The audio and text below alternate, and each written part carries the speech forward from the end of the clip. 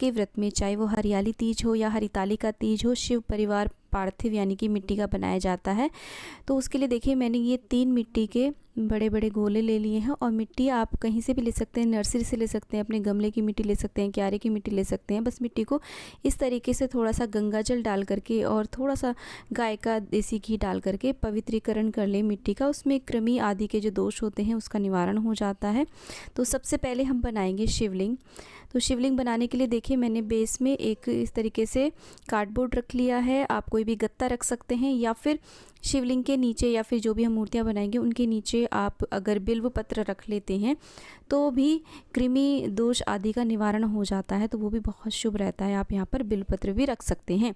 और ये जो शिवलिंग है आप अपने अनुसार बहुत छोटे से या बड़े बना सकते हैं। और इस तरीके से देखिए मैंने सबसे पहले जलहरी बनाई है और उसमें थोड़ा सा होल करके वहाँ पर देखिए शिवलिंग को स्थापित कर दिया है। और जहाँ जहाँ आपकी मूर्ति को आपको शेप देनी हो, आप पानी का हाथ लगा करके अच्छे से मूर्ति को चिकना लें। अब ये जो हम मूर्तियाँ बनाएंगे, आप चाहें तो सेम डे भी बना सकते हैं, सुबह के समय हरितालिका तीज या तीज के दिन जो भी पूजा आप करते हैं, या फिर 2-3 दिन पहले भी आप बना करके रख सकते हैं। तो देखिए भोले शंकर के ऊपर मैं इस तरीके से त्रिपुंड बना दूँगी। तो बहुत ही ईजी है शिवलिंग बनाने।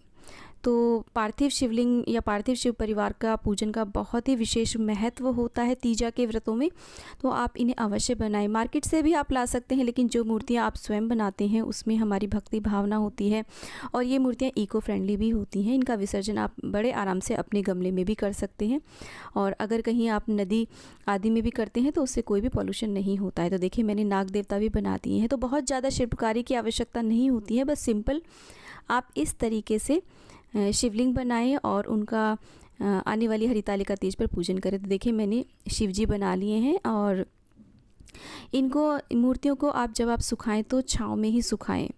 छाँव में सुखाने से उनमें दरार नहीं आती है, मूर्तियाँ जो हैं वो चटकती नहीं हैं, धूप में दरार आने का डर रहता है। इसके बाद में अगर आप चाहें तो आर्टिफिशियल आइज़ आती हैं, 1-2 रुपए की आ जाती हैं, वो भी आप लगा सकते हैं। तो इससे भी हमारी मूर्ति बहुत सुंदर लगेगी। और इसके बाद में अब हम बना रहे हैं पार्वती मैया। तो मैंने वही गत्ते का एक राउंड शेप काट करके उसके ऊपर एक राउंड रखा है। और उसके बाद में देखिए सबसे पहले हम नीचे का हिस्सा बनाएंगे पार्वती माँ का। तो इस तरीके से गोले को हम रख लेंगे। तो दोस्तों आप चाहें तो गौरी और गणेश को आप हल्दी से भी बना सकते हैं, सुपारी से भी बना सकते हैं, गोबर से भी बना सकते हैं, और सिक्के के ऊपर मौली लपेट करके भी बना सकते हैं। तो ये अगर आप मिट्टी से भी नहीं बना पा रहे हैं तो इस तरीके से इन चीज़ों से बना करके उसमें आप गौरी गणेश का आवाहन करके उनका भी पूजन कर सकते हैं। तो देखिए मैंने नीचे का हिस्सा बनाने के बाद में ऊपर उनका सर बनाने के लिए एक और राउंड रखा है। और टूथपिक की मदद से हम, ताकि वो मूर्ति हमारी एकदम सेट हो जाए, टूथपिक हमने लगा दी है। तो ये देखिए इस तरीके से हम बना लेंगे। उसके बाद में हम हाथ और पैर बनाएंगे। अब यहाँ पर माता पार्वती की 2 मुद्राएं होती हैं, या तो आप चाहें उन्हें आशीर्वाद मुद्रा में भी बना सकते हैं, या फिर आप उनको हाथ जोड़ करके, आपने अक्सर पार्वती माँ को भोले शंकर के हाथ जोड़ करके ही बैठे हुए देखा होगा, इस तरीके से आप बनाएं। तो ये जो मूर्तियाँ हैं आप चाहें तो इन्हें पिंडी रूप में भी बना सकते हैं, कि आप 3 पिंडियाँ बना लें और उनका भी विधिवत पूजन कर सकते हैं, अगर आप इतना भी नहीं कर पा रहे हैं। लेकिन अगर आप तीजा के व्रतों में मिट्टी से या बालू रेत से आप इस प्रकार से शिव परिवार बना करके उसका पूजन करते हैं तो उसका बहुत ही ज़्यादा महत्व होता है। तो देखिए मैं यहाँ पर आशीर्वाद मुद्रा में माता पार्वती को बना रही हूँ। इस तरीके से आप बना सकते हैं, बहुत ही इजी रहता है। तो हरितालिका तीज हो या हरियाली तीज हो, उस पूजन में आप इस तरीके से माता पार्वती को बना सकते हैं। तो देखिए मैंने इस तरीके से उनकी फिंगर्स भी बना दी हैं हाथों पे। अब हम इसके बाद में थोड़ा सा देखेंगे कहाँ पर हम आँख नाक बनाएंगे। तो आइज़ नोज़ बना करके उसके बाद में हम माता को, आप चाहें तो इन मूर्तियों में देखिए कलर भी कर सकते हैं। अगर ये मूर्तियाँ सूख जाती हैं तो बहुत सुंदर सा प्यारा सा कलर भी कर सकते हैं, बहुत ही सुंदर लगती हैं ऐसी मूर्तियाँ। और इनका विशेष रूप से अभिषेक किया जाता है हरितालिका तीज के दिन, तीजा के व्रतों में। और जो तीज के व्रत होते हैं माता पार्वती को समर्पित होते हैं मुख्य रूप से। और ये जो व्रत होते हैं काफ़ी विशेष माने जाते हैं और काफ़ी कठिन व्रतों में से एक व्रत माने जाते हैं ये भी। तो देखिए मैंने पार्वती माँ की आइज़ नोज़ और बाल बना दिए हैं। इसके बाद में हम देखिए यहाँ पर मैं आर्टिफिशियल आइज़ लगा रही हूँ। ये आइज़ बहुत सस्ती 1 रुपये की जोड़ा आ जाता है।